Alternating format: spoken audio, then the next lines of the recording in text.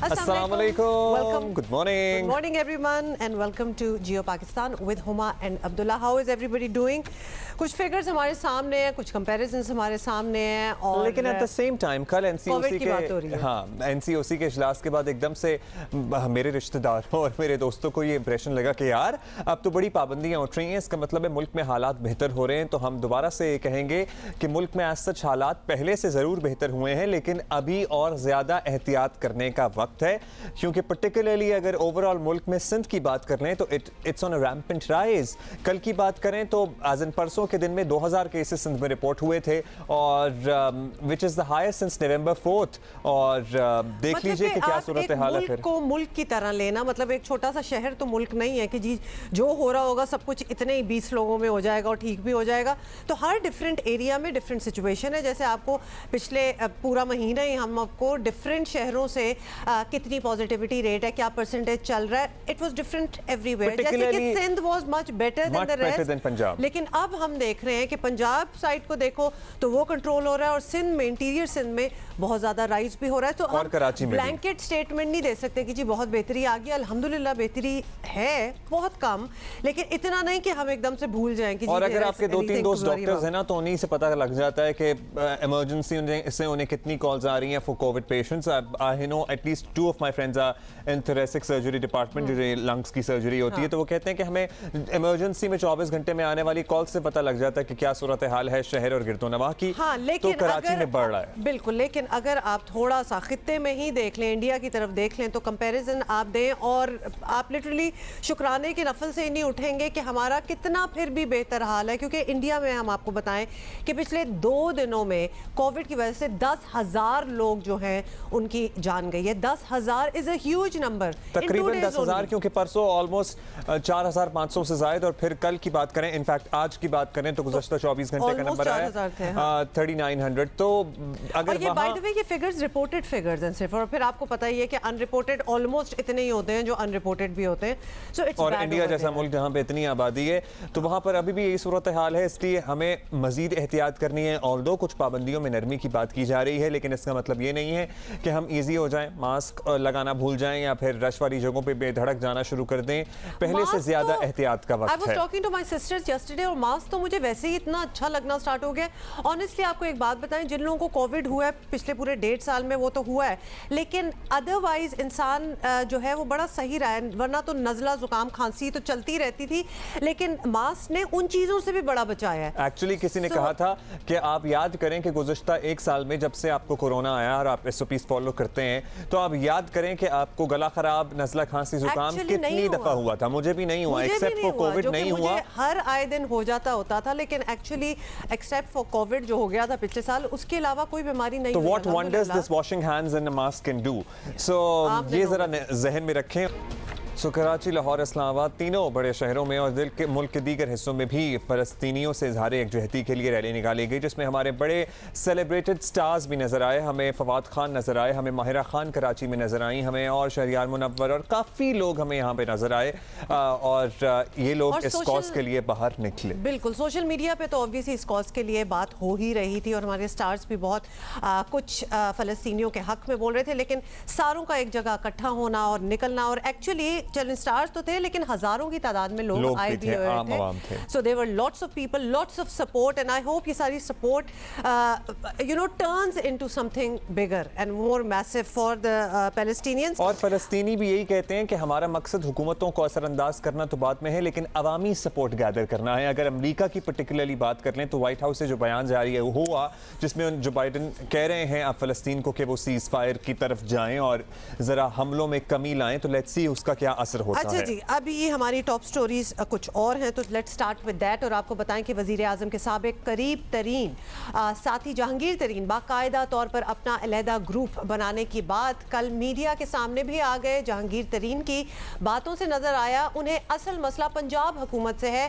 उन्हें लग रहा है पंजाब हुकूमत उन्हें और उनके साथियों को इंतकाम का निशाना बना रही है। FIR में चीनी का कोई जिक्र नहीं है। हम सब PTI का हिस्सा थे, हम सब PTI का हिस्सा हैं, और हम सब इंशाअल्लाह ताला PTI का हिस्सा रहेंगे। हम सब इंसाफ पसंद आदमी हैं, इंसाफ देंगे। पंजाब हुकूमत ने हमारे ग्रुप के जो मेंबर्स हैं उनके साथ इंतकामी कार्रवाई शुरू कर दी, उन पर दबाव डालने शुरू कर दिए, उनके जो अफसरों के तबादले राइट लेफ्ट शुरू हो गए। इस किस्म के दबाव का जो नतीजा था वो उसकी वजह से कल जो मेरे अशाइये में लोगों ने फैसला किया कि हम अब अपनी आवाज़ उठाएंगे पंजाब की असेंबली में। So he's very confident when he says ना कि हमारे मेरे ग्रुप के, तो he knows where does he stand। और यानी कि अब जहांगीर तरीन करीब तरीन नहीं रहे हैं, आप यही कहना चाह रही थी ना? करीब तरीन लेकिन मैं तो नहीं वैसे कहना चाह रही थी, लेकिन आपने बड़ा अच्छा बना लिया ये। जहांगीर तरीन तो अपने मकसद में बड़े वाज़े नजर आ रहे हैं, लेकिन हुकूमती वज़रा फवाद चौधरी और शेख रशीद का मानना है कि बड़ी जमातों में ऐसी छोटी मोटी ग्रुप बंदियां होती रहती हैं। आप देख लें, अजानें भी हो रही हैं, इंशाअल्लाह ताला जहांगीर तरीन बजट में इमरान खान को वोट देगा। ये ग्रुप बनते रहते हैं, लेकिन ये पार्टी में छोटी मोटी टुक टक लगी रहती है। ये कोई बड़ा मसला नहीं है कि जिस पे बात की जाए। जहांगीर तरीन साहब ने और बाकी लोगों ने कि वो इमरान खान की क़यादत में मुतहद हैं। हम बहुत बड़ी सियासी जमात है, इसमें छोटी मोटी टुक टक चलती रहती है, लेकिन इमरान खान की क़यादत के ऊपर किसी को कोई ना शक है। ये दोनों ने एक दूसरे से डिस्कस किया था कि टुक टक कहना है और टुक टक ही कहना है। व्हाट इज दिस टुक टक? वैसे कोई चॉइस ऑफ वर्ड्स इनकी होगी, वैसे बहुत ही इंटरेस्टिंग होती है शेख साहब के words also, just like doctor Firdaus. अच्छा जी, वज़ीर ख़ारजा शाह महमूद कुरैशी भी हमारे प्रोग्राम में कह चुके, जिन्हें इमरान खान पर एतमाद नहीं वो कहीं और ठिकाना कर लें। जितने हमारे मोअज़्ज़िज़ मेंबरान हैं जो मुंतखब हैं, वो इमरान खान के डिसिप्लिन के पाबंद हैं। गवर्नमेंट की लाइन को टो नहीं करते तो उससे उनको नुकसान हो सकता है और उनकी रुकनियत जो है वो मुतासिर हो सकती है। मुझे यकीन है कि वो ऐसा नहीं करेंगे। वज़ीर आज़म ने उनको दावत दी, वज़ीर आज़म में हाउस में उनसे मुलाकात की और उनको यकीन दिलाया कि उनसे नाइंसाफ़ी नहीं होगी। उनकी पसंदीदा शख्सियत को, अली जफर साहब को, ये उनके कहने पर वो जिम्मेदारी सौंप दी गई। अगर इमरान खान आपका लीडर है तो उस पर एतमाद कीजिए, और अगर आप उस पर एतमाद नहीं करते तो फिर आप तहरीक इंसाफ में रहने की आपके पास फिर गुंजाइश नहीं रहती। उधर हाल ही में सेनेटर बनने वाले फैसल वाटर जहांगीर तरीन ग्रुप के बनने पर हमेशा की तरह अपने अंदाज में बोले। क्या कहा उन्होंने, जरा सुन लीजिए उनसे भी। ये डेफिनेटली इन्होंने कोई नई नेटफ्लिक्स पे इंडियन मूवी देखी है जिसके डायलॉग्स आ गए हैं सामने, बाप से बड़ा ऑल दैट। अच्छा, कोई अमेज़न पे इंडियन सीरीज है ना, लग रहा था, साउंडेड लाइक दैट, लग रहा था। लेकिन जवाब में पंजाब के वजीर यावर बुखारी ने क्या जवाब दिया फैसल वाडा का, वो भी सुन लें। मैं फैसल वाडा को कहता हूँ, खुदा का वास्ते फैसल वाडा अपना मुंह बंद कर ले। भाइयों का इख्तलाफ होता है, SHO को बुला के दूसरे भाई को डंडे नहीं मारे जाते हैं, बहन को बेपर्दा करके घर से बाहर नहीं निकाला जाता है। वो खुदा का वास्ता है पाकिस्तानी सियासत को मैच्योर करे। एक SHO को बोले जुर्रत दिखाई जाए किसी के घर, मेरे घर आके मुझे SHO दिखाए, ये क्या बातें कर रहे हैं? SHO की मार सलमान ने कभी भी एक SHO की मार नहीं। पाकिस्तानी सियासत को मैच्योर करें, इनका ये कहना था। मतलब I think it's a little too late for that. And why are you expecting that from Faisal Wada, from all others? इनके शायद दिल से बात निकली होगी। लेकिन साथ ही साथ आपको बता दें कि ऑपोजिशन की बड़ी जमात नून लीग ने जहांगीर तरीन और हुकूमत के दरमियान मामलात को अंदरूनी करार देते हुए ला ताल्लुकी का ऐलान कर दिया है। यार ये हुकूमत जाने और उसके ग्रुप जाने, वो ये काम वो जाने, हमारा इससे कोई ताल्लुक नहीं है। हम इक़्तिदार की जंग में नहीं है। हम ये कहते हैं कि अगर मुल्क ने तरक्की करनी है तो सिर्फ और सिर्फ आइन के रास्ते पर चलकर करेगा। चलें, that is interesting. In fact that is very मशहूर ऑफ शाहिद खान अब्बासी साहब। अच्छा जी, खैर ये भी आपको बताएं कि जहांगीर तरीन ग्रुप सामने आने के बाद अपोजिशन के पास पंजाब हुकूमत बदलने का अच्छा मौका है, लेकिन नून लीग यहाँ भी खामोशी इख्तियार किए हुए है। शायद उन्हें लगता है कि PTI की अंदरूनी इख्तलाफात और झगड़े पंजाब हुकूमत की कारकर्दगी तहरीक इंसाफ को सियासी नुकसान पहुँचाने के लिए काफ़ी, और इसका बरमला इजहार पहले भी किया जा चुका है कि इन्हें किसी को हटाने की ज़रूरत नहीं है, ये अपने लिए काफ़ी हैं। बाज़ तज्ज़िया का ख्याल है कि जहांगीर तरीन ग्रुप सिर्फ पंजाब हुकूमत के लिए नहीं बल्कि बजट के मौके पर वफाकी हुकूमत के लिए भी परेशानी का बाइस बन सकता है। लेकिन PTI के इटसेल्फ लीडर्स बड़े कॉन्फिडेंट हैं कि जनाब वो बजट में इमरान खान साहब के साथ ही खड़े हुए नजर आएंगे। Who better to talk to about this than Mamun खुसूसी वज़ीर आला पंजाब डॉक्टर फिरदौस आशिक अवान साहिबा। डॉक्टर साहिबा अस्सलाम वालेकुम। डॉक्टर साहिबा, आप क्योंकि ज़रा खुलकर बात करती हैं, हम इसका भी जिक्र भी कर रहे थे, तो इसलिए आपसे पहला सवाल यही होगा कि जहांगीर तरीन ग्रुप के क़याम के ऐलान पर आपका पहला रिएक्शन जो था वो क्या था? ये कि अच्छा हुआ सब खुलकर सामने आ गया, या फिर ऐसा नहीं होना चाहिए था? आप क्या सोच रही हैं? उन्होंने तो अदालत के बाहर खड़े होकर सहाफ़ियों से जब बातचीत की, उसमें बरमला अपने अज़ाइम का इजहार किया और उन्होंने वाज़िया तौर पे ये कहा कि वो पीटीआई का हिस्सा हैं, वो पीटीआई का हिस्सा रहेंगे और पीटीआई के प्लेटफार्म से वो अपनी जद्दोजहद जो है वो जारी रखेंगे। तो जब ख़ुद जिसके नाम से ये ग्रुप बनाया जा रहा है वो ख़ुद ये कह रहे हैं कि उन्हें तहफ़्फ़ुज़ात ज़रूर हैं लेकिन पीटीआई को किसी तरह भी वो नुकसान नहीं पहुंचाएंगे और इमरान खान को अपना लीडर मानते हुए पाकिस्तान तहरीक इंसाफ के साथ वो खड़े रहेंगे।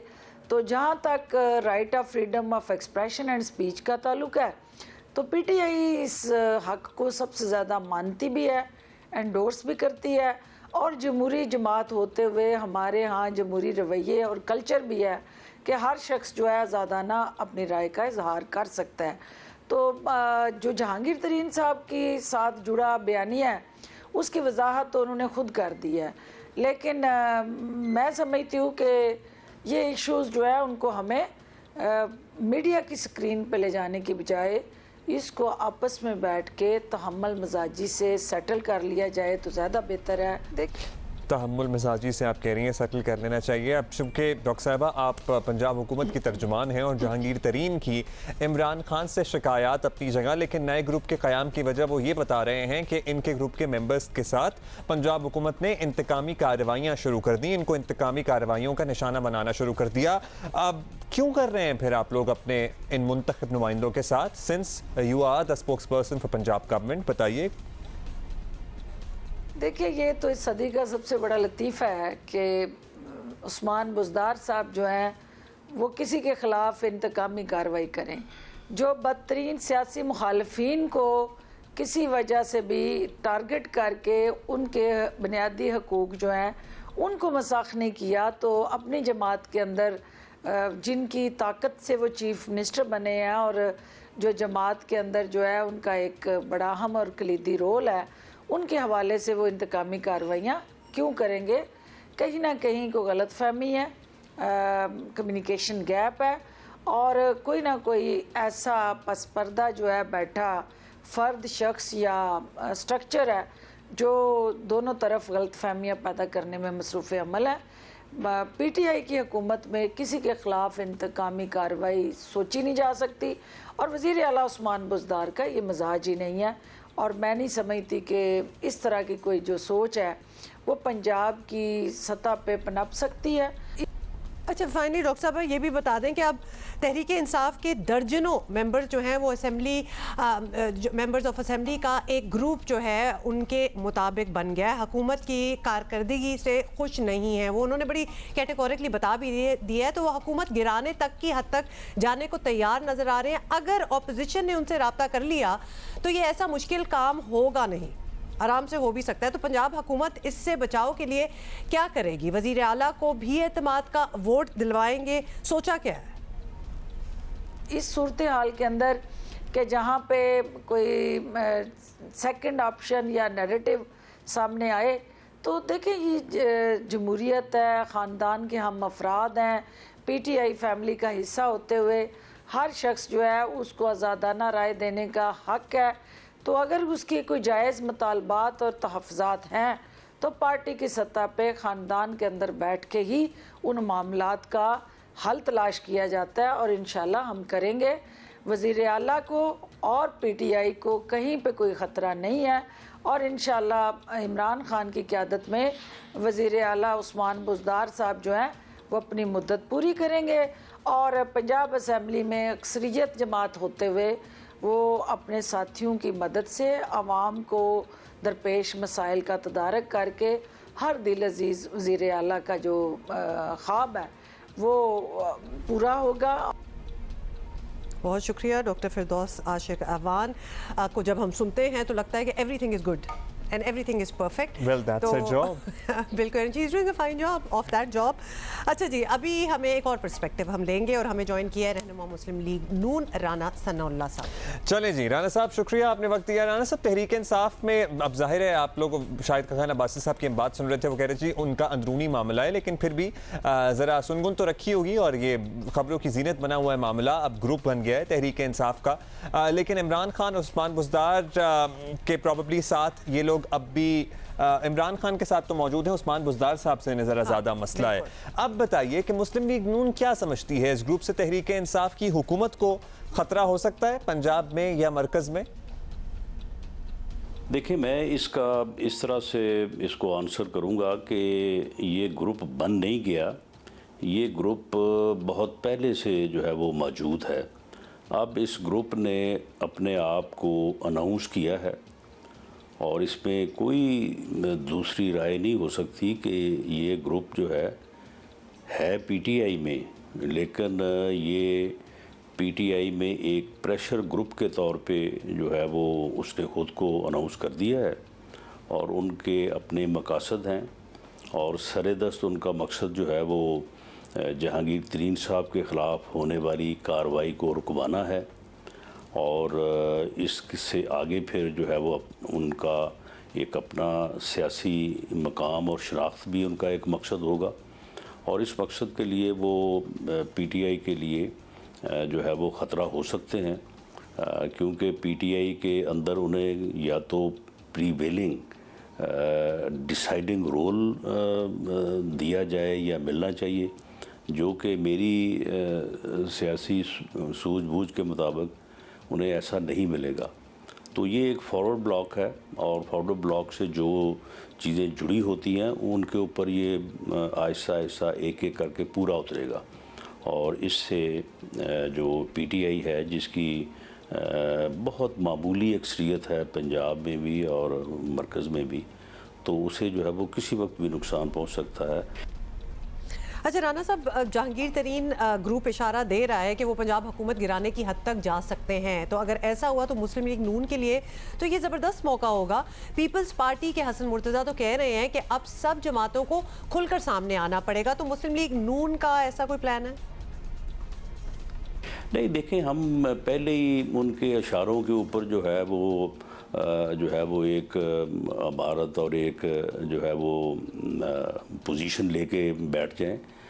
पाकिस्तान मुस्लिम लीग नून एक अक्सरीती जमात है पंजाब में, वो अलहदा बात है कि हमारी अक्सरियत को जो है वो एक्नॉलेज नहीं किया गया और उस वक्त पकड़ दकड़ करके जहांगीर तरीन साहब का जहाज़ ही इस्तेमाल हुआ था और पाकिस्तान मुस्लिम लीग नून को जो है वो हुकूमत बनाने से रोका गया। तो सिर्फ इशारों के ऊपर जो है वो हम आस लगा के या तैयारी करके बैठ जाएं, ऐसा बिल्कुल नहीं होगा। हाँ, अगर वो हमारे साथ रब्ता करेंगे और वाज़ेह तौर पे एक मौक़िफ़ इख्तियार करेंगे और अगर वो यही मौक़िफ़ होगा जिसके इशारे हैं, तो पाकिस्तान मुस्लिम लीग नून बिल्कुल जो है वो उसको रिस्पॉन्ड करेगी। और रिस्पॉन्ड हम ये नहीं चाहते कि हम बुज़दार को हटा के ख़ुद बन जाएं। हाँ, हम ये ज़रूर चाहेंगे कि इस हुकूमत को जो है वो ख़त्म किया जाए और उसके बाद फिर इलेक्शन की तरफ जो है वो जाया जाए। अच्छा, आपने खुद ही अब ये कह दिया राना साहब कि आप ये नहीं चाहते कि आप बुज़दार साहब को हटा के ख़ुद पंजाब में इक़्तिदार की बागडोर संभाल लें एज एन मुस्लिम लीग नून, तो एक बड़ा तासुर ज़ोर पकड़ चुका है कि आप लोग सियासी तौर पर अपने लिए बेहतर यही समझते हैं कि उस्मान बुज़दार साहब ही वज़ीर आला पंजाब रहें, चाहे इसमें आवाम का जो भी हशर नशर होता है वो हो। ज़ाहिर है, ये आपने अभी खुद ही कहा कि पंजाब में मुस्लिम लीग नून अक्सरियती जमात है, तो आवाम का भी कोई दर्द है आपको, या आपको लगता है कि बुज़दार साहब को अपनी मुद्दत पूरी करनी चाहिए?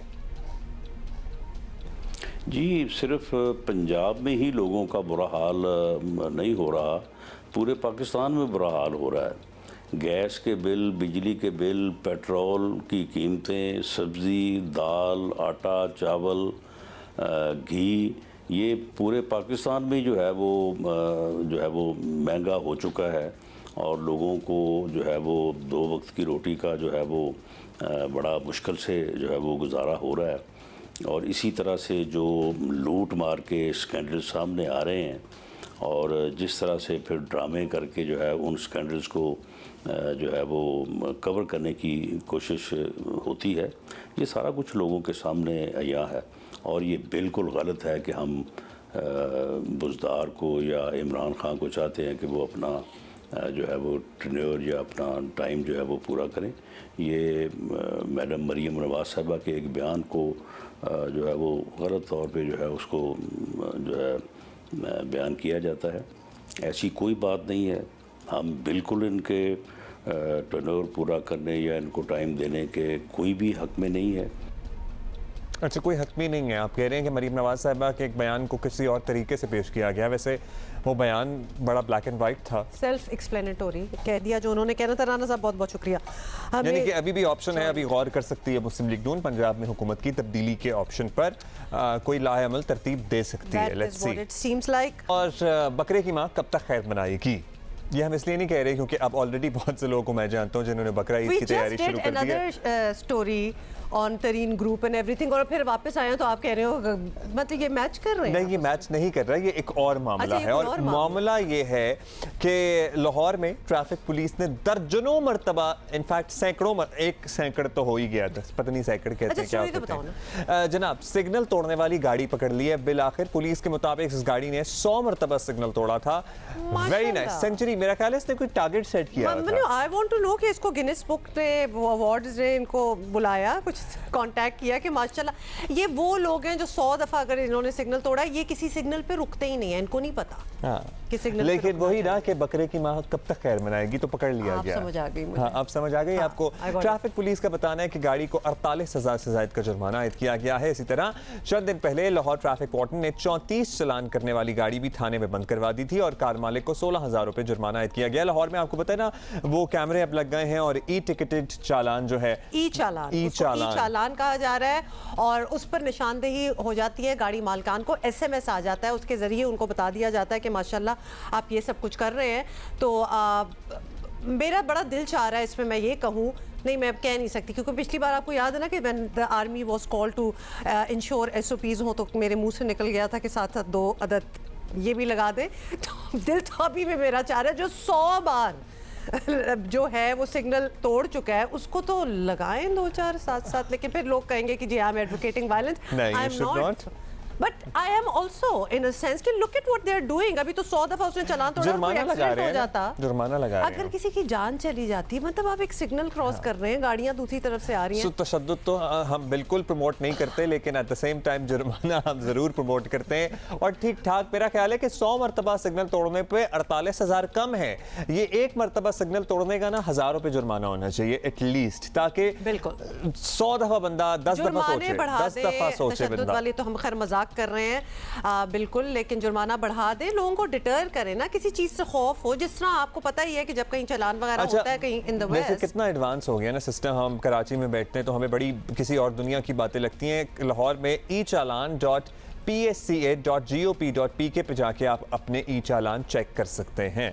और just because if you are not going to check, तो इसका मतलब ये नहीं है कि बिल्कुल जी नजर नहीं आ रहा तो चालान हुआ नहीं है, वो आपको करना ही पड़ेगा। अच्छा जी, लेट अस टॉक अबाउट, जो हम बता रहे थे कि फ़लस्तीन की सपोर्ट में किस तरह रैलीज हुई हैं और किस तरह हमारे जो पाकिस्तानी फ़नकार हैं वो निकले हैं, तो लिहाजा उनके हवाले से बताएं आपको कि पाकिस्तानी फ़नकार हमेशा ही दुनिया भर में रूनुमा होने वाली समाजी मसाइल पर आवाज़ उठाते हैं। It has been happening for the past couple of years now. ख़ास तौर पर पाकिस्तानी फ़नकार फ़लस्तीन के हक़ में सिर्फ सोशल मीडिया पर फाल नहीं बल्कि सड़कों पर निकलकर मजलूम फ़लस्तीनियों के साथ इजहार यकजहती कर रहे हैं। जिस तरह के फवाद खान अपनी अहलिया सदफ और बेटी के हमरा लाहौर में फ़लस्तीन के हक़ में निकलने वाली रैली में उन्होंने शरीक हुए। ये लें जी, तस्वीरें भी आ गई हैं। फवाद खान ने इस मौके पर फ़लस्तीन का झंडा हाथों में उठा रखा था और इसके अलावा और भी बड़े लोग थे। ये फवाद खान की वाइफ है और उन्होंने उनकी बेबी गर्ल भी उठाई हुई है। और भी बहुत से स्टार्स निकले हैं, जैसे कि जनाब उस्मान खालिद भट्ट इस्लामाबाद में फ़लस्तीन के हक़ में निकलने वाली रैली में फ़लस्तीनियों के साथ इज़हार यकजहती करते हुए नजर आए। आज़ादी के नारे लगाए उन्होंने। इसी रैली में अदाकारा हानिया आमिर और अदाकारा मरीम नफीस ने भी फ़लस्तीनियों के साथ इज़हार यकजहती किया और फ़लस्तीन की आज़ादी के हैशटैग इस्तेमाल किए। कराची में Mahira Khan, also our new friend Dana Neer, she's also there. So Karachi में माहिरा खान, शहरियार मुनव्वर और आयशा उमर समेत कई शोबिस शख्सियात ने प्रेस क्लब के बाहर एहतजाज किया। सो ये सारे लोग हमें बड़े पेश नजर आए। And then everybody put it. अच्छा, ये वो चीज़ होती है कि इसकी तस्वीरें आप ज़रूर लगाएं, जिस तरह मैं प्रमोट कर रही हूँ ना कि अगर आप वैक्सीनेशन अपने आप को करा रहे हैं उसकी तस्वीर लगा दें ताकि लोग बाकी जो देख रहे हैं इंस्पायर हों।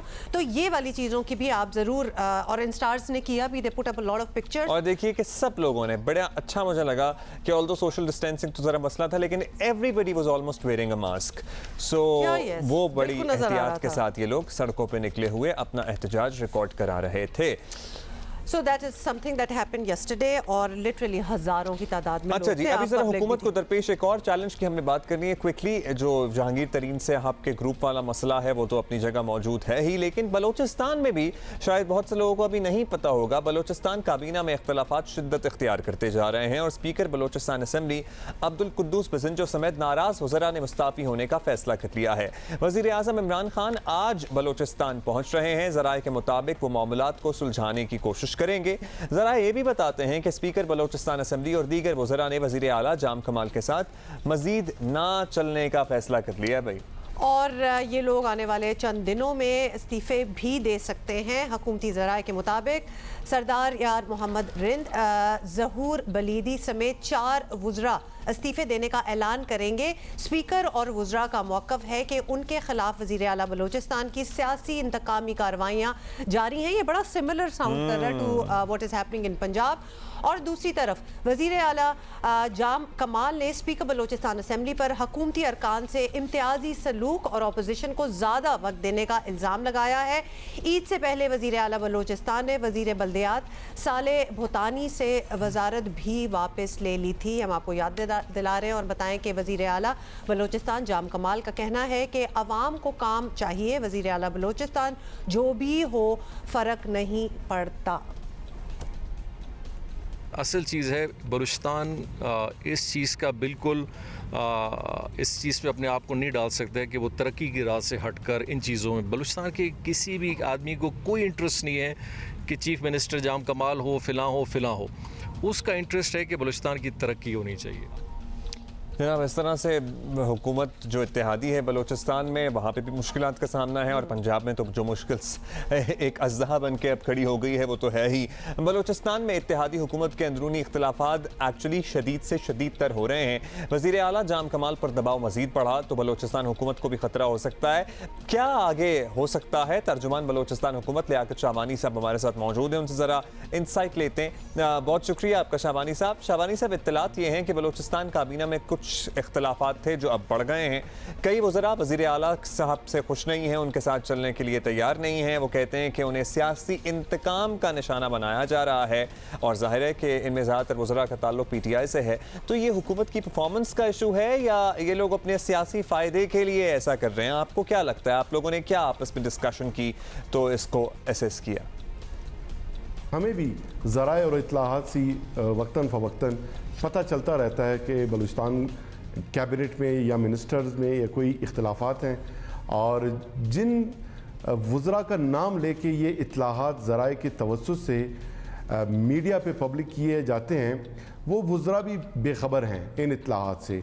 और जो ही इस तरह की कोई ख़बर आती है तो हमारे वज़रा जो है वो उसको रिफ्यूट करते हैं, उसकी तरदीद करते हैं। कल भी इस तरह के ज़राए का एक न्यूज़ चला और हमारे जो प्रोविंशियल मिनिस्टर है ज़हूर बलीदी साहब, उसने अपने ट्विटर अकाउंट पे इस बात की तरदीद भी की और तरदीद के साथ उन्होंने कहा कि मीडिया और सोशल मीडिया जो है वो ज़िम्मेदारी का मुज़ाहरा करें। इससे कबल भी जब इसी तरह की कोई ख़बर सामने आई तो हमारे वज़रा ने जो है उसकी तरदीद की।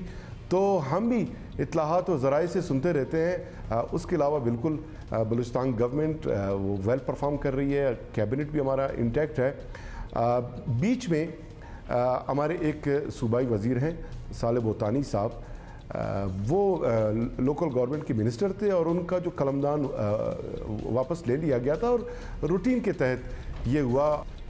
अब शाहबानी साहब ये भी बताइएगा कि बलूचिस्तान अवामी पार्टी को कुछ अरसा पहले तहरीके इंसाफ से शिकायत थी। आप कहते थे कि हक तलफी हो रही है और सख्त फैसले ले सकते हैं। अब तहरीके इंसाफ के लोगों को सियासी इंतकाम की शिकायत है और सख्त फैसलों की धमकी भी। तो आप लोगों ने तो इख्तलाफात के बावजूद पुरानी तनख्वाह पर ही काम जारी रखने को मुनासिब समझा। तहरीके इंसाफ वालों का ऑब्वियसली पता नहीं। तो ये इत्तेहाद ऐसे कैसे चल सकता है, ये समझाएं। ये इत्तेहाद जो है जैसे 3 सालों से बेहतरीन अंदाज में चल रहा है, इसी तरह चलता रहेगा। मामला पुराने या नई तनख्वाह की नहीं है, बल्कि मामला खैरख्वाही की है।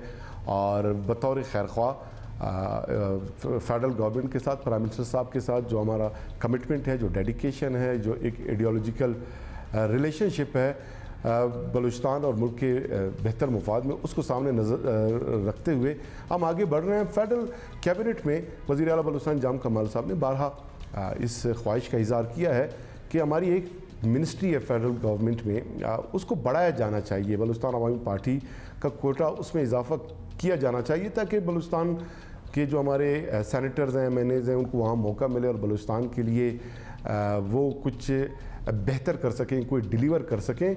तो वो इस हद तक है। हमारी अच्छी रिलेशनशिप है फेडरल गवर्नमेंट के साथ, फेडरल गवर्नमेंट की हमारी साथ। चलें, बहुत शुक्रिया आपका। आप तो ये कह रहे हैं कि बेहतरीन अंदाज में मामला चल रहा है, लेकिन खबरें हमें कुछ और ही बता रही हैं कि स्पीकर साहब और 4 वज़रा जो हैं वो आने वाले चंद दिनों में इस्तीफ़ा भी दे सकते हैं, और उन्होंने तो जाम कमाल साहब के साथ ना चलने का फैसला कर लिया है। लेट्स सी कि वज़ीर आज़म आज जब पहुँचते हैं बलूचिस्तान, बाय द वे वज़ीर आज़म जा रहे हैं और वहाँ पर माशकिल ता नौकुंडी रोड का इफ्तिताह भी करेंगे, और अरबों रुपए इस रोड पर लागत आएगी, बड़े लोगों को इससे रोजगार मिलेगा। जब हम बात कर रहे थे थोड़ी देर पहले, तो वो भी कह रही थी कि ऐसा हो जाता होता है, कोई बिग डील नहीं है। लेकिन अभी we are looking at 2 party, मतलब बलूचिस्तान भी आप देख लें और पंजाब में भी देख लें, बड़ी सिमिलर डिससेटिस्फैक्शन है वुज़रा को। तो ये सीरियसली आप लोगों को ले लेना चाहिए, मतलब इतना भी लाइटली ना लें। हमारी तवज्जो तो साथ ही साथ ये भी कह गया कि बलूचिस्तान अवामी पार्टी को वफाक में एक और वजारत मिलनी चाहिए। तो उधर से PTI के वज़रा जो हैं वो जाम कमाल साहब और उनके दीगर रुफ़का से खुश नहीं है, तो इधर ये भी कह गए कि उधर डाल दो एक और मिनिस्टर। चलिए, थैंक यू आपका लियाकत शाबानी साहब, आपने हमें वक्त दिया। लेट्स सी आने वाले दिनों में किस तरह ये मामला अनफोल्ड होता है, क्या है आपके पास बताने के लिए? एक बड़ी इंटरेस्टिंग चीज़ है for people who are addicted to their mobiles, जैसे कि कुछ लोग हम जानते हैं। तो आजकल जैसे कि जिसे देखो अपने मोबाइल पे मसरूफ रहता है, तो हद तो ये है कि चलते फिरते हुए भी बाज़ लोग मोबाइल पर आंखें उनकी जमाई होती हैं और सामने पोल शोज ही आपने देखा होगा, they are bumping to things, क्योंकि आंखें तो उठानी नहीं है, तो जिसकी वजह से वो हादसात का शिकार भी हो जाते हैं। और ऐसे ही लोगों के लिए साइंटिस्ट ने रोबोटिक थर्ड आई तैयार की है। उन्हें मोबाइल से नहीं हटाना, उनके लिए तीसरी आंख बना ली है। ये नहीं कि उनको सुनाओ, उनको कहो कि मोबाइल जेब में रख लें या अपना मुंह ऊपर कर लें, नहीं। वैसे अब्दुल्ला, समझने से कौन समझ जाता है, वरना आप ना समझ चुके होते हैं। अच्छा, ये आंख जो है ये बिल्कुल डाइवर्ट करते हुए अपने से टॉपिक माथे पे सेट की जाती है, जरा खौफनाक से लग रही है वैसे ये सारा सीन। हाँ, मोबाइल के इस्तेमाल के दौरान जब आपकी नज़र मोबाइल पर होगी तो ये तीसरी आंख आपको किसी भी हादसे से बचने में मदद फराहम कर सकेगी। It's a very drone concept वैसे। It's a weird concept. I would have like the third eye to be on the mobile और अपनी आंखें सामने ही हो, है ना? ये उल्टा हिसाब किताब नहीं है। ऐसी क्या जरूरत है? आपकी मोबाइल पे है तो थर्ड आई आपको बता रही है कि आगे क्या हो रहा है। आप मुझे नहीं अच्छा लगा। नेक्स्ट सूरत हाल हमारे पास ये है कि कोरोना की क्या सूरत हाल है, पर्टिकुलरली इनिशियली हम सिंध की बात कर रहे थे, उसके बारे में आपको अपडेट कर देंगे। लॉकडाउन और ईद तातीलात के बाद मुल्क भर में कारोबारी सरगर्मियां बहाल हो रही हैं।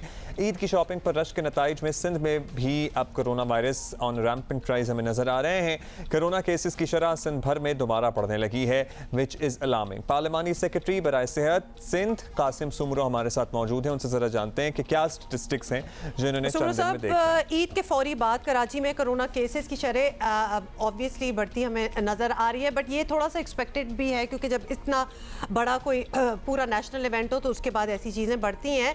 लगता तो यही है कि ईद के शॉपिंग में लोगों की बेएहतियाती ऑब्वियसली रंग लाई है। तो आप इत्तेफाक करेंगे या फिर आपको लगता है कि अदरवाइज भी नेचुरली राइज कर रहा था? ऐसा ही है, और ये बात हम पहले दिन से आपके थ्रू और हमारी जो टास्क फोर्स की मीटिंग उसमें भी ये बात डिस्कशन में आई, और फिर हमने इसको NCOC के प्लेटफॉर्म पर भी डिस्कस किया, और हमने 12 जो है वो हमारे जितने भी लोग हैं उनको इस बात से पूरी तरीके से उनको खबरदार किया था कि आप जब तक इन SOPs को फॉलो नहीं करेंगे आप इससे बच नहीं सकते और ये बहुत ख़तरनाक सूरत हाल हो जाएगी। तो वही जिसका खौफ था, नंबर 1 बात। नंबर दूसरी बात ये है कि जो हमारे पास अनफॉर्चुनेट ये है कि जो हमने डिसीजन लिया था इंट्रा प्रोविंशियल ट्रांसपोर्ट बंद करने का, वो इत्तेफाक से जो है वो उस तरह से उस पर अमल नहीं हुआ। हमारे पास ट्रेन्स की जो है वो आमद रही, हमारे पास जो है वो फ्लाइट्स उसी तरह से चलती रही और पैक्ड फ्लाइट्स आती रही। आपने खुद बहुत सारे लोगों ने सोशल मीडिया और लोगों ने इस पे पोर्ट्रे भी किया कि ये SOPs को उस तरह से फॉलो नहीं किया गया। हम सब ने मिल के जो है वो SOPs की धज्जियाँ उड़ाई हैं और उसका नुकसान जो है वो अब हम सबको भुगतना पड़ रहा है। अच्छा कासिम साहब, एक और अहम मामला जिस पे कुछ दिन से लोग बड़ा नज़र रखे हुए हैं कि कोरोना के कंट्रोल में रखने के लिए पहला कदम तो ये है कि ठीक फैक्ट्स एंड फिगर्स हमारे सामने आए, लेकिन टेस्टिंग कम हुई पर्टिकुलरली गुज़श्ता 1-1.5 हफ्ते में, जिसकी वजह से कुछ नंबर्स भी कम रिपोर्ट हुए ओवरऑल मुल्क में। तो क्या समझते हैं, काबिल एतमाद आदाद शुमार हैं ये जो अभी हमारे पास आ रहे हैं, या इनमें बेहतरी लाई जा सकती है और इस सिलसिले में पॉलिसी बदलने की में भी ज़रूरत है? बिल्कुल सर, टेस्टिंग पे हमारी रेगुलर शुरू दिन से हमारी इस पे बड़ा ही क्लियर हमारा स्टांस रहा है कि टेस्टिंग को जितना ज़्यादा बढ़ाया जाए, और उसकी जो सबसे इम्पोर्टेंट बात ये होती है कि आप एक शख्स को अगर खुदा न खास्ता पॉजिटिव हो जाता है तो उसकी कॉन्टेक्ट ट्रेसिंग जो है ना वो बहुत ज़्यादा ज़रूरी है, ताकि पता चले कि वो कहाँ तक स्प्रेड गया है। और आपको ये आप देखेंगे स्टैट्स की में भी देखेंगे तो सिंध में सबसे ज़्यादा टेस्टिंग डिस्पाइट केसेस पंजाब में ज़्यादा हैं, KP में ज़्यादा हैं, इस्लामाबाद में ज़्यादा हैं, आज़ाद जम्मू कश्मीर में, लेकिन परसेंटेज वाइज देखेंगे तो सिंध में टेस्टिंग हमेशा ज़्यादा हुई है। और हुई इसकी सबसे बड़ी वजह यही है कि वी हैव बीन, हमारा जो फोकस रहा है इस पे कि हम ज़्यादा टेस्ट करेंगे, ज़्यादा लोग अगर खुदा न खासा पॉजिटिव हैं तो उनको हम आइसोलेट करें, उनको हम जो है वो पूरी उनकी केयर करें ताकि वो फर्दर स्प्रेड होने से बचे और ये कम्युनिटी स्प्रेड में जो है वो कन्वर्ट ना हो। बहुत बहुत शुक्रिया कासिम सुमरो साहब, और आपकी सारी बातों से थोड़ी सी वार्निंग सिंध वालों को दे दें कि हमें थोड़ा सा एहतियात करना पड़ेगा, because our numbers are going up and we don't want कि यहाँ कोई लॉकडाउन टाइप सिचुएशन और इस किस्म का हो। यस अच्छा, वैसे डिड यू नो कि दुनिया में बहुत से ममालिक में अब होम टेस्टिंग किट्स भी हैं कोविड की, एज इन वही स्वैप जो आप नाक में डालते हैं, इंसर्ट करते हैं, वो घर पे आप लेके जा सकते हैं और एक दूसरे का खुद से टेस्ट कर सकते हैं। Actually I got to know this yesterday, but would you trust? लेकिन बड़े दिन से ये सिलसिला चल रहा है और मेरे एक दोस्त थे बहरीन में, वो अपने घर वालों को होम टेस्टिंग किट से चेक कर रहे थे, तो मुझे उससे ये इदराक हुआ। फिर एक डॉक्टर से बात हुई तो उन्होंने कहा अब तो दुनिया में काफ़ी मुल्कों में ये होम टेस्टिंग किट्स जो इस तरह इस्तेमाल की जा रही हैं, लेकिन कहते हैं ना कि इसके अलावा भी बहुत सी चीज़ें ईजाद हो गई हैं क्योंकि ज़रूरत है ईजाद की माँ। और Chinese science You are so coming up with all these muhawaras today वैसे। कोई बात नहीं, वैसे हर टॉपिक के लिए आपके पास एक साथ कुछ मैच कर रहा है, वैसे ये ठीक था। ये ठीक था ना, साइंसदानों, ये तो बड़ा बच्चों वाला मुहावरा है। और ये तो मतलब ये साइंसदानों ने कोरोना वायरस का टेस्ट करने के लिए एक रोबोट बना लिया है जो एक्चुअली अगर आप घर में भी नहीं कर सके खुद से तो आपके लिए कर सकता है ये काम। क्या हुआ वो? इस रोबोट को भी वो आंख लगा दें प्लीज, वो मोबाइल वाली आंख इस रोबोट को लगा दें। ये सैंपल ले सकता है जनाब रोबोट, और ये देख लें कि किस तरह काम करता है। वो किस तरह काम करता है? वैसे इंसान जो है ना यही काम कोई बहुत ही तेजी से कर सकता है। So why are you relying on a robot going to like insert that swab in your nose? I don't know what is it doing. हाँ, it is going to insert that swab in your nose. ये नहीं हो सकता, sorry ये भी out, इसको भी निकाल दो मेरे लिए। तो जस्ट लाइक दैट इसको वहाँ डालो जहाँ वो रोबोटिक आंख डाली। पता है वो टेक्नीशियन आता है, वो जल्दी से काम करके चला जाते हैं। हम और वो इंसान है ना, उसको रोका भी तो जा सकता है कि अभी रुक जाओ या फिर आंसू निकल रहे हैं व्हाटएवर। इस रोबोट को कौन चुप कराएगा? Abdullah, you are not really bringing very good stories today. Very painful story. दुनिया में सारा कुछ हो रहा है तो हमारा तो बनता है ना कि हम आपसे सारा कुछ शेयर करें। This is what we do actually. This is what you love us for. Yeah. कितने आप श्योर हो? हाँ, अच्छा जी, अभी हम आपको ये बताना चाहते हैं। चले, what you मैं आपको बताती हूँ कि शाहिद खान बिल्कुल, और उनके भी दिल में बहुत दर्द है फ़लस्तीनियों के लिए। एक्चुअली एनीबडी हु सीज के क्या हो रहा है वो यही बात कर रहे हैं। तो फ़लस्तीनियों पर होने वाले मुजालिम के ख़िलाफ़ उनकी हिमायत में मैदान में आ गए और बूमबू माफरीदी ने अपने घर के गार्डन में ये तस्वीर उन्होंने शेयर की, बेटी के साथ फ़लस्तीन के झंडे बुलंद किए और बाद अज़ा अपनी बेटी के साथ क्या किया? दौरान सफ़र फ़लस्तीनी झंडा लहराती तस्वीरें अच्छा, तो he was उन्होंने। traveling somewhere और वो अपना फ़लस्तीनी झंडा भी उड़ा रहे थे। इससे पहले हमने देखा था कि उन्होंने कश्मीर का झंडा भी अपने घर पे लहराया था। सो जहाँ भी ऑपरेशन हो रहा होता है लोगों पे, he is always one of the first ones जो अपनी आवाज़ उठाते हैं।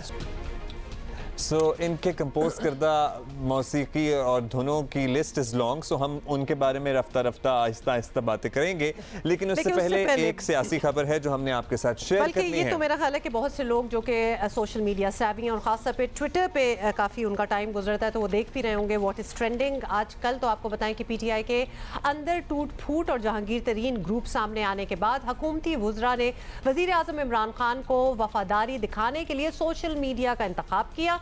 खुलकर वज़ीर आज़म इमरान खान से इज़हार यकजहती किया, साथ ही साथ जहांगीर तरीन ग्रुप के खिलाफ खूब भड़ास भी निकाली। सेनेटर फैसल जावेद खान ने ट्वीट में कहा, इमरान खान PTI है और PTI इमरान खान है। और फिर वज़ीर ख़ारजा शाह महमूद कुरैशी ने भी कहा, आई stand with Imran Khan. Somehow कुछ लोगों के ऐसे उनकी स्टैंडिंग होती है कि उनको ऐसा ट्वीट करना पड़े तो लगता है कि थोड़ा सा फोर्स्ड है। That is what you know just our feeling.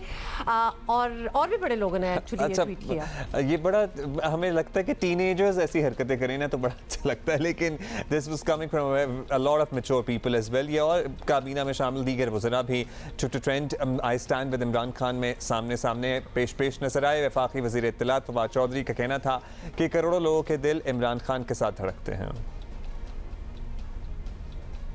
Imran Khan Pakistan के वज़ीर आज़म ही नहीं है, वो तहरीक इंसाफ के चेयरमैन है और करोड़ों लोगों के दिल उनके साथ धड़कते हैं। इमरान खान के बगैर पाकिस्तान में इस वक्त कोई लीडर ही नहीं है और बाकी तो सारे रीजनल लीडर्स हैं।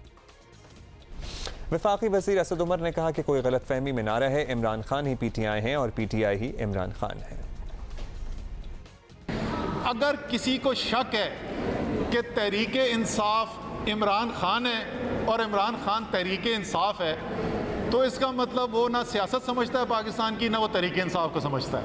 कल भी तहरीक इंसाफ इमरान खान थी, आज भी इमरान खान है और कल आने वाले दिन भी इमरान खान होंगे। तहरीक इंसाफ सारी इमरान खान के साथ खड़ी हुई है। तो पाकिस्तान की सियासत तो शख्सियत परस्त जमातों के गिर्द ही घूमती है, लेकिन तहरीक इंसाफ इसी की नफी करते हुए तो मैदान में आई थी। और ये तो इमरान खान का अपना मौक़िफ़ था कि मैं शख्सियत परस्ती के इस ट्रेंड को तोड़ना चाहता हूँ और सही हकीकी मानों में जमहूरी जमात होगी पाकिस्तान तहरीक इंसाफ। लेकिन आपने फिर वही देखा कि असद उमर साहब ने कह दिया कि पाकिस्तानी सियासत तो चले ऐसी है ही, तो तहरीक इंसाफ भी ऐसी। उन्होंने कहा कि जी अगर किसी को शक है तो वो तहरीक इंसाफ को भी नहीं समझता, यानी तहरीक इंसाफ भी एक इंडिविजुअल ही है। आप लोग कैसे कह सकते हैं, बिकॉज ये बड़ा डेंजरस है, क्योंकि कल को लेट्स सपोज खान साहब रिटायर कर जाते हैं या फिर whatever happens, what happens to the party. मतलब ये भी किसी ने सोचा है, क्योंकि अगर एक इंसान के इर्द गिर्द एक पार्टी रिवॉल्व कर रही है, take that person out, so what is the party. फिर आपको पता है कि इनके जो नाक़दीन है उनका क्रिटिसिज्म यही है ना कि PTI is more about a fan club than a political party. ये इंटरेस्टिंग ये पर्सपेक्टिव। अच्छा, इसके अलावा ट्विटर और दीगर सोशल मीडिया प्लेटफॉर्म्स पर इमरान खान के हक में ट्रेंड स्टॉप पर रहे, और लेकिन तमाम सूरत हाल में एक बात बड़ी अहम थी, हुकूमती वुज़रा का वज़ीर आज़म से खुलकर इजहार वफादारी। यही बता रहा था कि दीगर सियासी जमातों की तरह तहरीक इंसाफ भी फ़र्द वाहिद के गिर्द घूम रही है। हालांकि इमरान खान इसी तासुर की नफ़ी करते हैं और मुख्तलिफ मौक़ों पर ख़ानदानी सियासत पर शदीद तनकीद करते हुए में नजर आए हैं। मारूसी सियासत, करप्ट सियासतदान, जाती मफादात और लूटमार का पैसा, क्या ये जीतेगा या पाकिस्तान के नौजवानों का जुनून जीतेगा? मैं इसी सियासत को तो खत्म करने आया हूँ। ये खानदानी सियासत, उधर भी बाप बेटा है, बहनें हैं, इधर ये है। ये कौन सी सियासत है? ये कोई जमहूरियत है? ये तो बादशाहत है। 25 सालों में मुझे कितने लीडर बनाए, अपने बच्चों को तैयार कर दिए। शरीफ खानदान माशाल्लाह बड़ी तेजी से बढ़ रहा है। शहजादे तैयार हो रहे हैं, शहजादियां भी जरदारी से भुट्टो बन गए हैं बेटे, और वो भी तैयार बैठे हैं। ये तो बादशाहत का भी बदतरीन नमूना है ये पार्टीज। तो ये भी तो बादशाहत है, अगर एक ही शख्स PTI हैं तो ये भी तो बादशाहत है। लेकिन वैसे मुझे थोड़ा सा ये क्रिंज स्लैश एम्बैरेसिंग लगा कि इतने बड़े बड़े वजीर जिनको डायरेक्टिव दिया होगा कि आज ट्वीट करना है इस हैशटैग के साथ, मतलब बहुत ही मुझे अजीब लगा, मतलब उसमें इतने बड़े नाम और कुछ बड़े रिस्पेक्टेबल एज वेल। एनीवे जी, सीनियर तजियाकार इरशाद भट्टी हमारे साथ हैं और उनसे बात कर लेते हैं। भट्टी साहब, जहांगीर तरीन ग्रुप के क़याम के ऐलान के साथ ही तहरीक इंसाफ सोशल मीडिया पर बड़ी एक्टिविटी हुई और अब सब बता रहे हैं कि तहरीक इंसाफ इमरान खान का ही नाम है। It's same one thing. तो यानी ये एक पार्टी एक फ़र्द ही है, आप इत्तेफाक करते हैं इससे? देखिए, बदकिस्मती है ये हमारे मुल्क की, बल्कि इस खित्ते की बदकिस्मती है। आप अमेरिका में देखें, बरतानिया में देखें, यूरोप में देखें, कहाँ वो आते हैं, आके अपने 2 मरतबा 3 मरतबा सदर बनते हैं और फिर चले जाते हैं, नाम भी कोई नहीं लेता। आप बताएं कि अभी जब से ट्रंप गया है किसी ने नाम लिया है, या ट्रंप के कोई बयानात या रैलियाँ, या फिर अमेरिका पे मुसल्लत होने की कोशिश, ओबामा आया गया चला गया, एंजेला मर्केल वो जो जर्मनी की है वो आई और अभी जा रही है 16 साल 3-4 टर्म्स गुजारने के बाद। तो ये हमारी बदकिस्मती है, इसमें कोई शक नहीं। हमारे खित्तों में शख्सियात हैं। ये तहरीक इंसाफ में एक खुश नसीबी है कि मरूसी सियासत नहीं, इमरान खान के बच्चे या भांजे भतीजे हमारे सरों पर मुसल्लत नहीं होंगे। लेकिन इसमें भी अब एक रियलिटी है कि और ये शख्सियत परस्ती और उस करते रहना, और ये जो सोशल मीडिया पे चल रहा है, ये तो शाह से ज़्यादा शाह की वफादारी खुशामद है। माना कि इमरान खान अगर पीटीआई से माइनस हो जाएं तो पीटीआई में अगले दिन ही 4 धड़े बन जाएंगे, लेकिन क्या ये पीटीआई वालों की नाकामी नहीं है कि वो इमरान खान का कोई मुतबादल ही पेश नहीं कर सके? और यही तो नज़रिया इमरान खान पेश करते थे कि लीडर नहीं बना पाते, तो इमरान खान साहब ने भी अपने अलावा कोई लीडर नहीं बनाया, ये बात तो तय है। अब भट्टी साहब, इमरान खान का पीपल्स पार्टी और मुस्लिम लीग नून पर बड़ा तंज था ये कि शख्सियत परस्त पार्टियां हैं, खानदानों की इजारादारी है। यहाँ चले अभी कोई खानदान नहीं है, but you never know, once he retires इनके भांजे भतीजे भी आ जाए मैदान में, वो वैसे बड़ी सोशली एक्टिव हैं। अब तहरीक इंसाफ इनसे ज़्यादा मुख्तलिफ तो हमें नहीं नज़र आ रही है। जिस मगरब को खान साहब बड़ा अच्छा समझने का दावा करते हैं, वहाँ तो ऐसी जमहूरी सियासी जमातें नहीं होती हैं, वहां तो खालिसतन जमहूरियत की बुनियादों पर चलती है ना, या फिर हम कल्चर समझ के पाकिस्तान का कॉम्प्रोमाइज कर लें इस पे। देखिए, पहली बात तो यह कि प्लीज़ मिक्स ना करें, ऑरेंज और एप्पल को मिक्स ना करें, और वो नहीं होते शाहीन और फाख्ता को मिक्स ना करें। पीपल्स पार्टी जुल्फ़िकार अली भुट्टो साहब, उसके बाद नुसरत भुट्टो साहबा, उसके बाद बेनज़ीर भुट्टो साहबा, उसके बाद जरदारी साहब, उसके बाद बिलावल साहब। तो पीपल्स पार्टी भुट्टो साहब से बिलावल साहब तक एक ख़ानदान में है। मुस्लिम लीग नून, नवाज शरीफ साहब, शहबाज शरीफ साहब, मरियम नवाज साहबा, हमजा शहबाज साहब, और यानी कांटेदार मुकाबले के बाद बिला मुकाबला सदर मुंतखब हो गए शहबाज शरीफ पंजाब के या फलाना। नीचे आप इससे अंदाज़ा लगा रहे, हमजा शहबाज पार्लिमानी पार्टी के नीचे पंजाब में, पंजाब असम्बली में रहनुमा बने बैठे हैं, और ऊपर पार्लिमानी हेड जो हैं वो शहबाज शरीफ बने बैठे हैं, और बंदा ही कोई नहीं है। बड़े मुश्किल से उन्होंने ये पब्लिक अकाउंट्स कमेटी का चेयरमैनशिप छोड़ी शहबाज शरीफ ने, जो राना तनवीर साहब को मिली। तो ये इमरान खान में ये तो कोई नहीं है ना, कोई मरियम नवाज़ नहीं है, कोई बिलावल भुट्टो नहीं है, कोई भांजे भतीजे बच्चे नहीं हैं, लेकिन शख्सियत परस्ती तो है, इसमें तो कोई शक नहीं। चलिए ठीक है, मान गए। भट्टी साहब, ये बताएं कि जहांगीर तरीन ग्रुप एक अहम सियासी मामला है, तो जितना आप इमरान खान साहब को जानते हैं, क्या वो इस सियासी दबाव में आ जाएंगे या असूलों पर कोई समझौता नहीं करेंगे, हुकूमत जाती है तो जाए वाला बयानिया अपनाएंगे? आपको क्या लगता है क्या होने वाला है? देखिए, होता नहीं है ऐसे।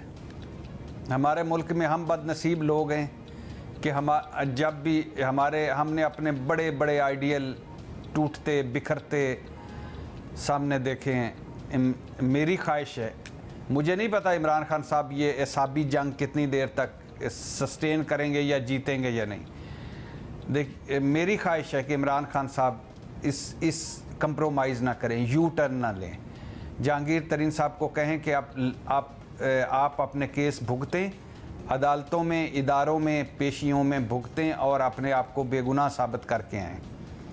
मेरी ख्वाहिश है कि इमरान खान साहब कोई यू टर्न ना लें, कोई समझौता ना करें, कोई बैकडोर डील ना हो, आमिर कियानी अद्वियात वाले जैसे था, ज़फ़र मिर्ज़ा हेल्थ वाला था, नदीम बाबर एनर्जी वाला था, इसी तरह जहांगीर तरीन भी कहीं पतली गली से ना निकल जाएं।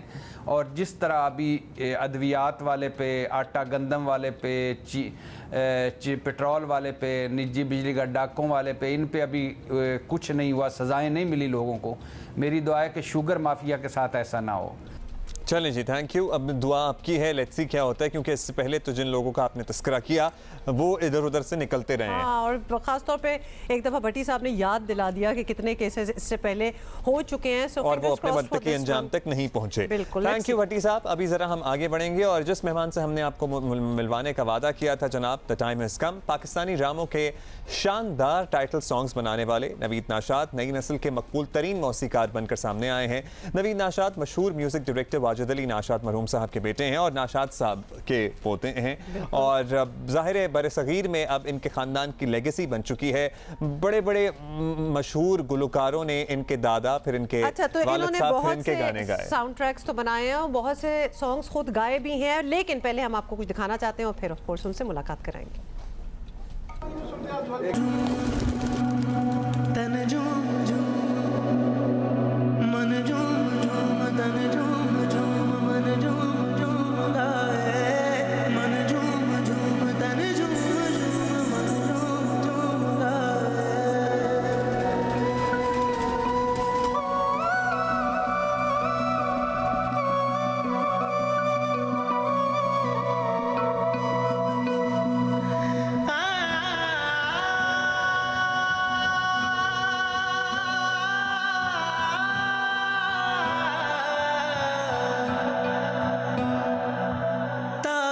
बना के मैं पहनूं तुझे, दिल घर है खुदा का ना छोड़ इसे, मांगू मैं अब क्या रब से, पाया है तुझको जब से, इश्क तेरा हम पे तारी रक्स में जहां कर सजदा एक खुदा को, पढ़ू कलमा या मैं दुआ दूं, कॉम्पोजिशंस ऐसी हैं कि फौरन सुनते ही दिल में उतर जाती हैं और आपको पता चल जाता है कि ये वो वाला गाना अब बन गया है जो आप बार बार सुनेंगे। And this is all thanks to Naveed Nashad. How are you, क्या हाल है? और मुझे इसलिए स्पेशली खुशी हो रही है कि आज हमारे शो पे आए हैं, बिकॉज जिस तरह हम पहले कह रहे थे अक्सर सिंगर के साथ वो एसोसिएट हो जाता है गाना, जी राहत फ़तेह का गाना, जिसमें कोई बुराई भी नहीं है, मतलब एक बड़ी नाम, बड़ी शख्सियत है, लेकिन बड़ी मेहनत है इसमें आपकी। You are the one who जिससे आइडिया वो ओरिजिनेट हुआ। अस्सलाम वालेकुम जी सबको, और शुक्रिया कि आप लोगों ने मुझे बुलाया।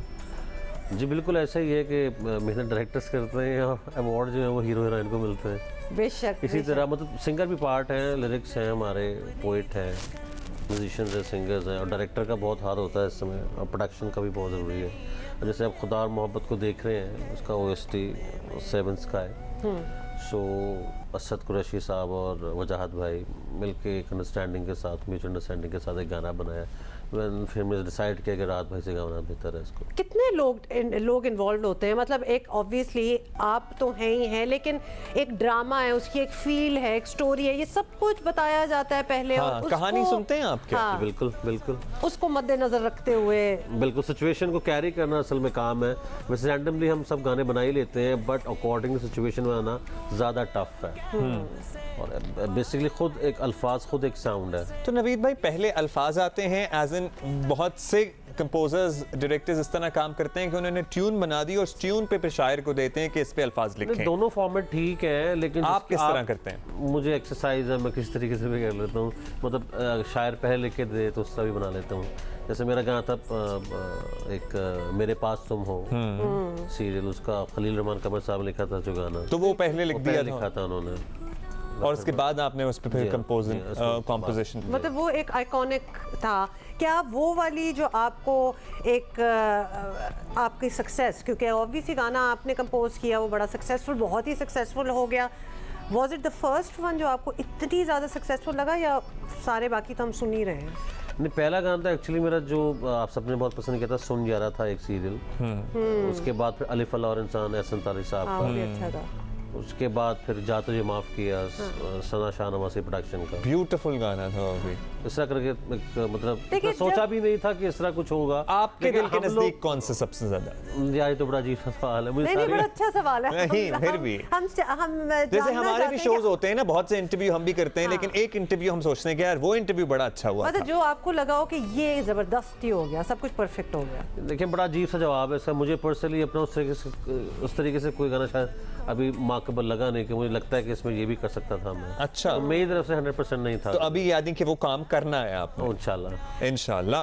तो ये हाउ डज इट हैपन? आपकी ज़ाहिर फैमिली लेगेसी है, उसका क्या प्रेशर होता है या फिर उसका प्रेशर नहीं होता when you are doing your work? और आपने ज़ाहिर ये सारा कुछ सीखा, तो ये सारे राग रागनियाँ ये सब कुछ आपने अपने वालिद साहब से सीखा, किस तरह? आपने थोड़ा सा जर्नी के बारे में बताइए हमें। एग्जैक्टली मेरे चाचा अकबर नशाद वो बेसिकली वायलिन प्लेयर थे, उनसे बेसिक तालीम ली, राग वगैरह अपने अब्बा से लिए, फिर उनके साथ प्रैक्टिकल्स की, एक्सरसाइजेस की, और फिर जब काम स्टार्ट किया सीखने के मुझे थोड़ा आगे गया तो फिर अखबार दिया करते थे अब्बा पढ़ने के लिए कि इसको मेलोडी बनानी है, नॉन स्टॉप आपने जाते रहना है। मतलब पाकिस्तान में दहशतगर्दी में ये हो गया और ये हो गया। ये मेलोडी बना रहे हैं, ये ट्यून होता था। जी, in tune. Oh my god. तो मैंने कभी इस तरह मैं सोच रहा हूँ मैं यहाँ से कोई खबर निकालूं। तो सही इम्तिहान है फिर तो। ये तो कमाल है कि अगर इस तरह भी कोई कर ले। बिल्कुल टास्क है ना एक्चुअली, लेकिन अब्बा को कुछ भी पसंद नहीं आता था उसमें से, तो एक्चुअली फिर मेरा टेस्ट डेवलप हो गया जो अब्बा को पसंद आता था। तो फिर मोस्टली अगर मेरे गानों में देखें, मतलब मैं इतना कोई खासा बबली चबी गाने नहीं बनाता। चले अच्छा, एक सवाल जो मैं इनसे पूछना चाहती हूँ, लेकिन पहले हम ब्रेक लेंगे, वो ये है, पहले ही बता दूं कि हाउ डज ही डिसाइड कि कौन से गाने इन्होंने गाने हैं खुद, क्योंकि खुद भी बड़ा ज़बरदस्त गाते हैं, और कौन से कोई और गाएगा। तो ये नवीद मैं और मैं ये सोच रहा हूँ कि इनके अब्बा जो इनसे प्रैक्टिस कराते थे, हमारे सामने भी खबरों का एक पलंदा है, तो हम कोशिश कर लें कि कुछ ये जरा ट्यून में हमें बता दें और सोचें कि अगर आप जहांगीर तरीन ग्रुप की वही देने स्टोरी की कोशिश एक ट्यून में अगर आपको सुना दें तो आपको शायद बेहतर समझ भी आ जाए। ओएसटीज़ के पाकिस्तान में किंग नवीद नाशाद हमारे साथ मौजूद हैं। वक्त का में मुकाबला सकते हैं नवीद भाई, माशाल्लाह बड़े बड़े गुलकारों के साथ आपके दादा वालिद साहब, आपने भी अब मौजूदा वक्त के हर बड़े गुलकार के साथ आपने काम किया है। किसके साथ आप ज़्यादा कंफर्टेबल होते हैं, या आपको लगता है कि किस पे ज़रा कम मेहनत करना पड़ती है और वो समझ जाता है या समझ जाती है कि इनको क्या फील चाहिए, क्या गाना चाहिए? जाती वाली ऑप्शन तो निकाल दें। अच्छा, जाती वाली निकाल देते हैं। राहत फ़तेह अली खान साहब और शफकत अमानत साहब और अमानत अली नबील शौकत, अमानत, 4-5 सिंगर जो जैनुइन सिंगर हैं, इनके साथ काम करके बड़ा मज़ा आता है। इनफैक्ट मेरे चाचा अमीर अली वो बहुत ज़बरदस्त सिंगर है। मतलब ये है 5-6 सिंगर्स आपके पास जो बहुत अच्छे हैं। अच्छा, सिर्फ सुर का एक्चुअली हम क्या सिंगर सिर्फ यही समझते हैं कि आए टेम्पो में गाए और सुर में गा दे, बट क्या है कि बाकी जो आने वाले सिंगर्स हैं इनके पास एक्सप्रेशन नहीं है, एक्सप्रेशन लेस सिंगर है। मतलब अच्छा एक मैटर में अच्छा गाते हैं, एक्सप्रेशन एक्सप्रेसिव नहीं है, फील की बात फील नहीं है। और इसीलिए क्या यही वजह है कि कुछ गाने दिल में उतर जाते हैं और कुछ अच्छे होते हैं लेकिन वो भूल जाते हैं। बिल्कुल ऐसे ही है, फील की कमी की वजह से। और क्या यही रीजन है नवीद, बल्कि हम अभी बात भी कर रहे थे ब्रेक में कि गाना हिट कैसे होता है, तो यही हिट गाना बनाने का कोई फार्मूला ही नहीं है, कोई भी फार्मूला नहीं है। चांस की बात है, देखिए आप नॉलेज के हिसाब से कह सकते हैं कि यार मुझे ऐसा लगता है कि अगर मैं ऐसा करूंगा तो मेरा गाना अच्छा लगेगा, या कोई एक राग हो कि जिसमें हर गाना बनाए हिट हो जाए, कोई ऐसा भी कोई राग नहीं है। अच्छा, ऐसा भी कोई बेसिकली कोई जादू नहीं है, कोई जादू नहीं है, कुछ भी नहीं है। आपने जो कुछ सीखा हुआ है वही आपने निकालना है। तो क्या इसका मतलब ये भी है कि जब आप कितने अब मशहूर गाने हो गए, लेकिन हर नए गाने पे एक होता है कि ये एक्सपेरिमेंट करना बहुत जरूरी लाइफ में आपको। अगर आप वो नहीं करते तो फिर आप एक मतलब एक शेड में बैठ जाएंगे। और ये आमद होती है या आप बड़ा साइंटिफिकली इस पे काम करते हैं? मैं ये बात बताऊं, ये एक सीखना एक और अमल है, गॉड गिफ्टेड होना एक और चीज़ है, और क्रिएटिविटी होना एक और चीज़ है। तो जब ये तीनों चीजें बन जाती हैं तो फिर मास्टरपीस क्रिएट होते हैं। तो एक शाहकार जो हमने वैसे तो आपको दिखाया विजुअल्स के साथ, लेकिन एक शाहकार वी वर लकी इनफ कि राहत साहब ने हमारे सामने बैठ के गाया, तो वो हम जरा शेयर करना चाहते हैं। बिल्कुल, अभी बल्कि हमारे ईद के शो पे राहत फ़तेह अली खान साहब आए थे और बाय द वे हमने उसका आपको बैकग्राउंड नहीं दिया कि हमने कितना एंजॉय किया वो शो करते हुए भी। क्या गाने थे, बहुत से तो आपको हम सुना भी नहीं सके क्योंकि ब्रेक्स में भी हम गा रहे थे। चलें, लेट्स लिसन टू दिस। मन झूम झूम तन झूम झूम मन झूम झूम तन झूम झूम मन झूम झूम गाए मन झूम झूम तन झूम झूम मन झूम झूम गाए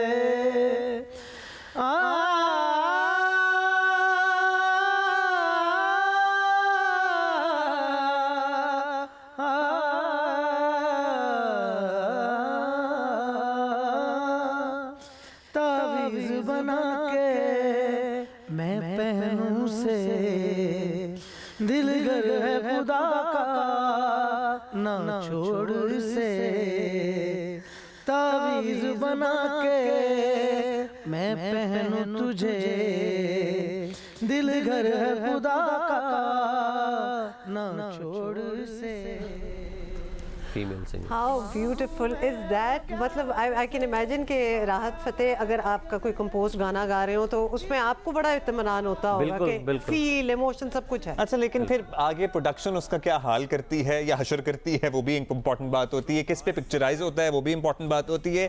तो आपको अपने बनाए हुए गाने देख के किस हीरो हीरोइन पे सबसे ज्यादा मजा आता है? सब पे मजा आता है। कोई नाम लेना चाहते हैं? नाम नहीं, सभी अच्छा काम करते हैं। अच्छा, लेकिन यही तो बात है और हम बात भी यही कर रहे थे कि अच्छा गाना, अच्छा साउंड ट्रैक हो तो फिल्म या ड्रामा हिट ना भी हो तो वो म्यूजिक उसका वैसे ही सॉन्ग हिट हो जाता है अगर अच्छा हो तो। बिल्कुल बिल्कुल। अच्छा, क्विकली, हमारे पास टाइम कम है, हमें आपसे इजाजत लेनी है, लेकिन एक सिंगर जिसके साथ आप काम करना चाहते हैं और अभी इत्तेफाक नहीं हुआ, it can be anybody in the world, across the border से भी हो सकता है। अरिजीत सिंह।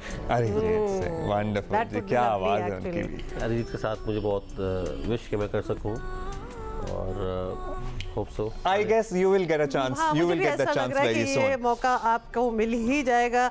नवीद नाशाद साहब, हाँ जी, नसीबुल अब तक आपने नहीं किया काम उनके साथ, तो फिर मेरा ख्याल है आपको इस पे तो जरा जल्दी काम शुरू करना चाहिए। हालांकि आयमा बेग बहुत अच्छा गाती हैं, मुमना मुस्तसन बहुत अच्छा गाती हैं, और भी जिनके नहीं नाम ले रहा, सो एक्सक्यूज उसके लिए। अच्छा, तो फिर नसीबुल आल के अगर आप फैन है तो ग्रूव कैसा लगा आपको? नहीं, मैं फैन नहीं हूँ, मैंने काम करना है उनके काम साथ। करना है। अच्छा, फैन भी नहीं है? फैन तो हम हैं उनके, हम हैं फैन, इसलिए मैंने कहा शायद आप भी होंगे। नहीं, वो बहुत अच्छा गाती हैं, लेकिन अपनी अपनी लाइकिंग डिसलाइकिंग होती है। हाँ। तो मुझे इस तरीके से वो गाती तो बहुत अच्छा है, लेकिन ऐसा वो मतलब इम्प्रेस नहीं मुझे। लेकिन आई एम श्योर आप उनसे कुछ ऐसा काम करा देंगे, कोई इंप्रेसिव काम हो जाएगा। हो जाएगा, we are pretty sure about it. नहीं, ऐसा मैं कुछ नहीं कह रहा।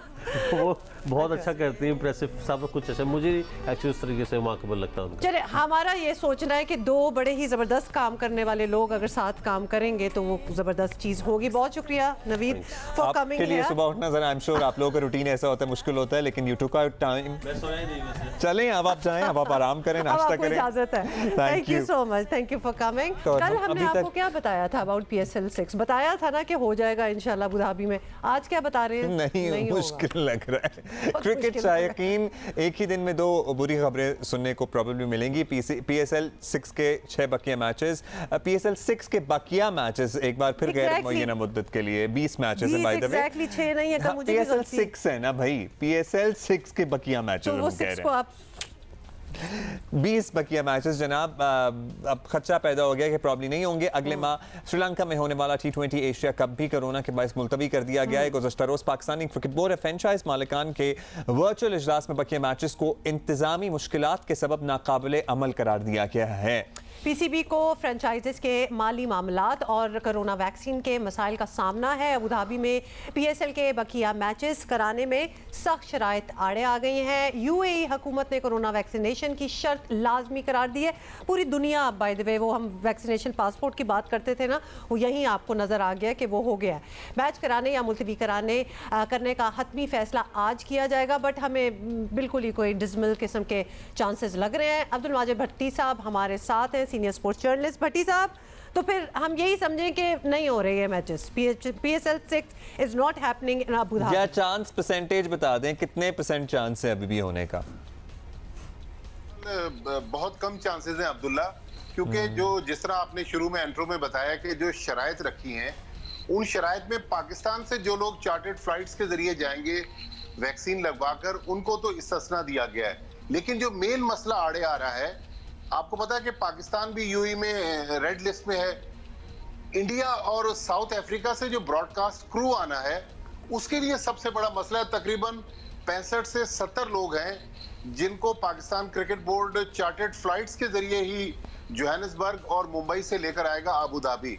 लेकिन पाकिस्तान क्रिकेट बोर्ड ने अब ये कहा है यूएई गवर्नमेंट से कि भाई हमको ले तो आएंगे, लेकिन एक तो आप हमें रिटर्न गारंटी दे के आप उनको डिपोर्ट नहीं करेंगे। दूसरा, पाकिस्तान क्रिकेट बोर्ड ने कहा है कि उन मुल्कों में इस वक्त वैक्सीन अवेलेबल नहीं है, इसलिए हम वैक्सीन की गारंटी नहीं देते। तो बेसिकली जो मसला है वो ब्रॉडकास्ट क्रू का है, क्योंकि श्रीलंका के जो प्लेयर्स हैं उन्होंने कराची आना है, कराची में उनको वैक्सीन लगेगी, फिर वो पाकिस्तानी प्लेयर्स के साथ ही चार्टर्ड फ्लाइट्स पे अबू धाबी जाएंगे। लेकिन अगले 5-6 घंटे में मेरे ख्याल में ये कहानी बिल्कुल क्लियर हो जाएगी।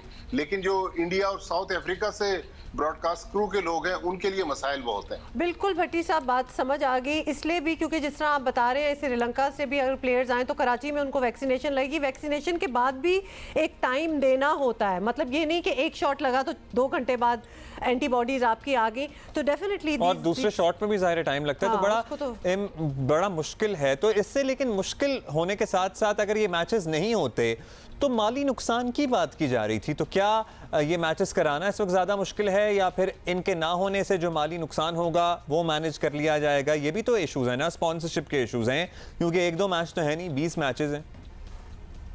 देखिए अब्दुल्ला, अभी तो एक और पाकिस्तान क्रिकेट बोर्ड ने कल विंडो निकाली है।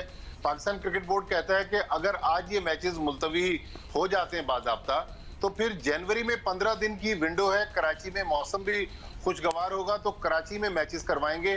तो स्पॉन्सरशिप से तो नुकसान का बहुत ज्यादा चांस नहीं है, लेकिन फिर PSL 7 के लिए मसाइल आएंगे। PSL 7 को आगे लेके जाना पड़ेगा। तकरीबन फरवरी में उसी दौरान ऑस्ट्रेलियाई टीम ने भी पाकिस्तान आना है।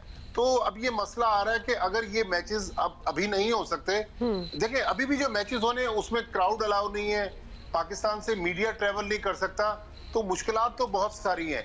अच्छा, हाउ अबाउट भट्टी साहब कि क्या ये सोचा गया है, because you are very right, अगर जनवरी में PSL 6 को ले जाते हैं फिर PSL 7 का तो टाइम ही नहीं रहेगा, तो फिर मतलब 2 सालों में PSL 6 अगर ख़त्म हो, जैसे अगले जनवरी में PSL 6 को ख़त्म करें, फिर 1 साल का गैप दे दें, मतलब this is the only option that is coming to my head कि इस तरह ही हो सकता है। या फिर भट्टी साहब ये हो सकता है आप ख़त्म कर दें PSL 6, मतलब फिनिश इट हियर, हो गया कोविड के नाम, अब क्या हो सकता है?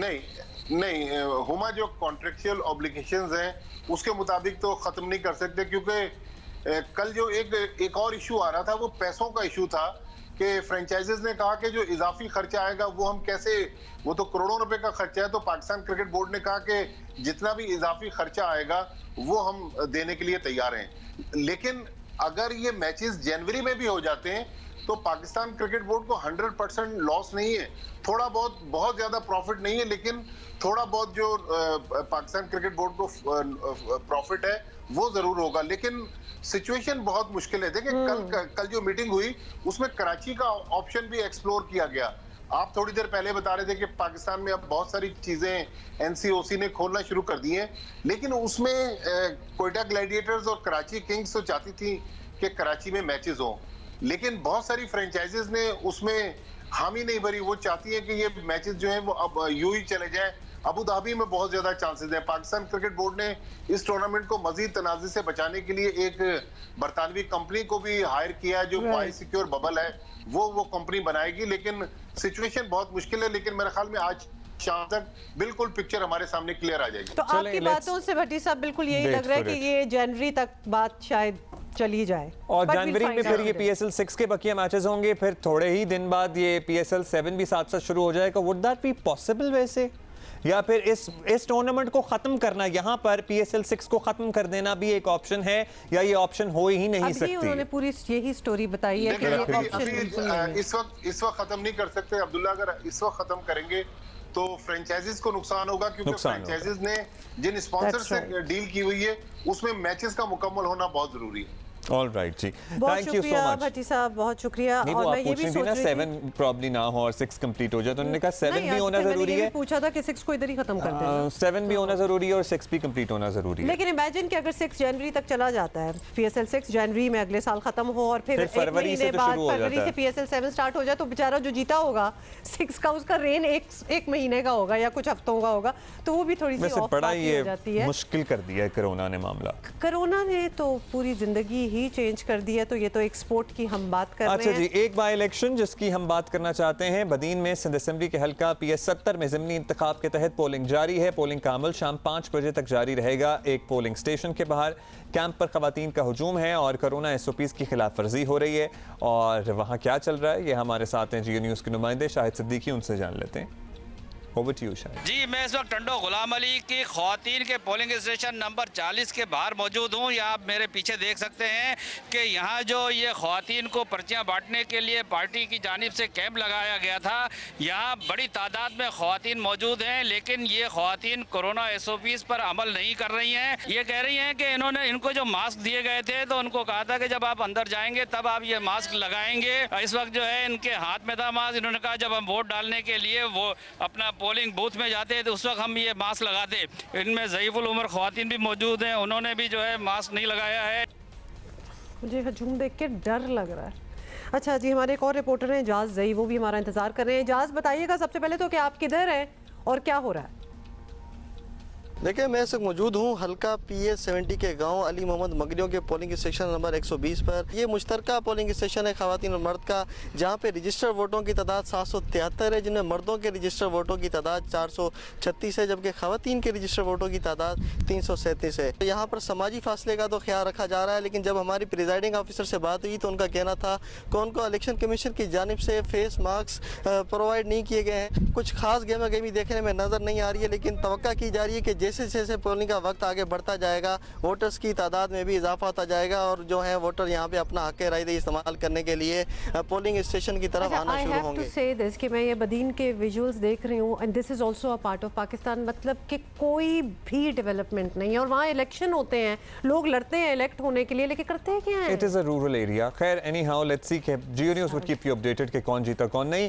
अभी हम आपसे इजाज़त लेंगे। वी आर गोना इंशाल्लाह see you tomorrow. Have a great day, stay safe.